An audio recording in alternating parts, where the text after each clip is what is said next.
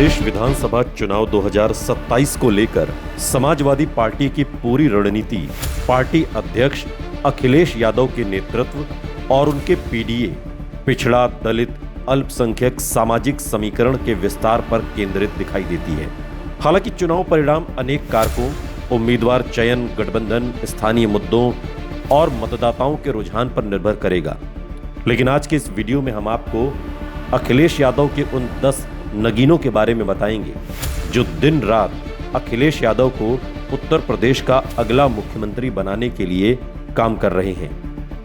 वो नेता जो संगठनात्मक दृष्टि से ऐसे नेता हैं जिन्हें राजनीतिक विश्लेषक समाजवादी पार्टी की प्रमुख ताकत मानते हैं। ये नेता अलग अलग क्षेत्रों और सामाजिक वर्गों में प्रभाव रखते हैं और 2027 के विधानसभा चुनाव में पार्टी के लिए महत्वपूर्ण भूमिका निभा सकते हैं। सबसे पहले तो स्वयं अखिलेश यादव हैं, जो समाजवादी पार्टी का सबसे बड़ा चेहरा और मुख्यमंत्री पद के घोषित दावेदार माने जाते हैं। वो पार्टी की चुनावी रणनीति, उम्मीदवार चयन, गठबंधन और पीडीए अभियान के केंद्र में हैं।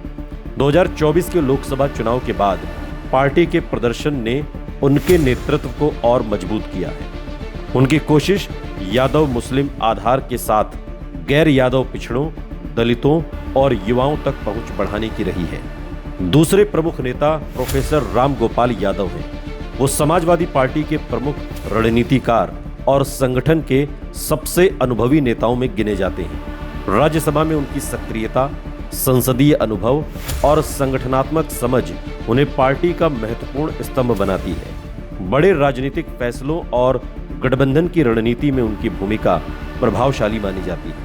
तीसरे नेता शिवपाल सिंह यादव हैं। वो इटावा, मैनपुरी और आसपास के क्षेत्रों में लंबे समय से प्रभाव रखते हैं। परिवार के भीतर मतभेदों के बावजूद समाजवादी पार्टी में उनकी वापसी ने संगठन को मजबूती दी। उनका अनुभव और जमीनी नेटवर्क पार्टी के लिए महत्वपूर्ण माना जाता है। चौथे प्रमुख नेता धर्मेंद्र यादव हैं, जो बदायूं और पश्चिम मध्य उत्तर प्रदेश में यादव समुदाय और पार्टी संगठन के बीच मजबूत पकड़ रखते हैं। वो कई बार सांसद रह चुके हैं और चुनावी प्रबंधन में सक्रिय भूमिका निभाते हैं। पांचवें नेता अवधेश प्रसाद हैं। अनुसूचित जाति समुदाय के वरिष्ठ नेता के रूप में उनकी पहचान है। अयोध्या, फैजाबाद क्षेत्र में उनका प्रभाव माना जाता है और वो पीडीए रणनीति में दलित प्रतिनिधित्व का प्रमुख चेहरा है। छठे नेता इंद्रजीत सरोज हैं। कौशांबी और आसपास के इलाकों में दलित समाज के प्रभावशाली नेता माने जाते हैं। वो लंबे समय से संगठन में सक्रिय हैं और दलित मतदाताओं तक पार्टी की पहुंच बढ़ाने में भूमिका निभाते हैं। सातवें नेता लालजी वर्मा हैं। वो पूर्वांचल और मध्य उत्तर प्रदेश में ओबीसी राजनीति का जाना माना चेहरा है। संगठनात्मक अनुभव और पिछड़े वर्गों में उनकी स्वीकार्यता और उन्हें पार्टी के महत्वपूर्ण नेताओं में शामिल करती है। आठवें नेता जियाउर रहमान बर्क हैं। संभल क्षेत्र से आने वाले बर्क परिवार का पश्चिमी उत्तर प्रदेश में प्रभाव माना जाता है। युवा नेतृत्व के रूप में वो मुस्लिम मतदाताओं और युवाओं के बीच सक्रिय हैं और पश्चिमी उत्तर प्रदेश में पार्टी की मौजूदगी मजबूत करने का प्रयास करते हैं। नौवें नेता माता प्रसाद पांडे हैं। वो पूर्वी उत्तर प्रदेश के वरिष्ठ ब्राह्मण नेता हैं और विधानसभा अध्यक्ष भी रह चुके हैं। समाजवादी पार्टी की यह रणनीति रही है कि वो केवल ओबीसी और अल्पसंख्यक ही नहीं, बल्कि सवर्ण समाज के प्रभावशाली नेताओं को भी साथ रखे। 10वें प्रमुख नेता रविदास मेहरोत्रा हैं। लखनऊ क्षेत्र में उनका संगठनात्मक आधार माना जाता है। शहरी राजनीति, पार्टी संगठन और विधानसभा के अनुभव के कारण वो राजधानी क्षेत्र में समाजवादी पार्टी के महत्वपूर्ण चेहरों में शामिल हैं।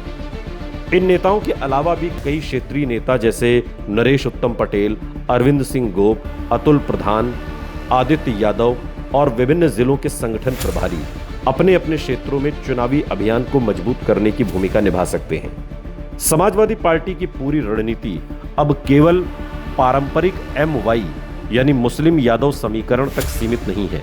अखिलेश यादव ने इसे पीडीए, पिछड़ा, दलित, अल्पसंख्यक के रूप में विस्तार देने की कोशिश की है। इस रणनीति का उद्देश्य गैर यादव ओबीसी, जाटव और गैर जाटव दलित, अति पिछड़े वर्ग, अल्पसंख्यक किसान, युवा और बेरोजगार मतदाताओं को एक साझा राजनीतिक मंच पर लाना है।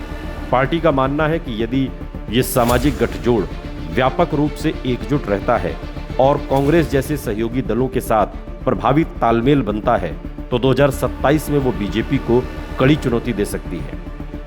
हालांकि ये उतना ही महत्वपूर्ण है कि किसी भी चुनाव में केवल नेताओं की लोकप्रियता परिणाम तय नहीं करती। उम्मीदवारों का चयन, स्थानीय मुद्दे, सरकार के प्रति जनमत, विपक्षी गठबंधन, चुनाव प्रचार और मतदान के समय मतदाताओं का अंतिम निर्णय भी निर्णायक भूमिका निभाते हैं। इसलिए ये कहना कि ये नेता निश्चित रूप से अखिलेश यादव को मुख्यमंत्री बना देंगे, ये तथ्यात्मक रूप से तो संभव नहीं है, लेकिन व्यावहारिक रूप से संभव दिखाई देता है, क्योंकि ये वो नेता हैं जो अखिलेश यादव को मुख्यमंत्री बनाने के लिए दिन रात प्रदेश में काम कर रहे हैं और अखिलेश यादव के पीडीएफ फॉर्मूले का सबसे बड़ा चेहरा भी है।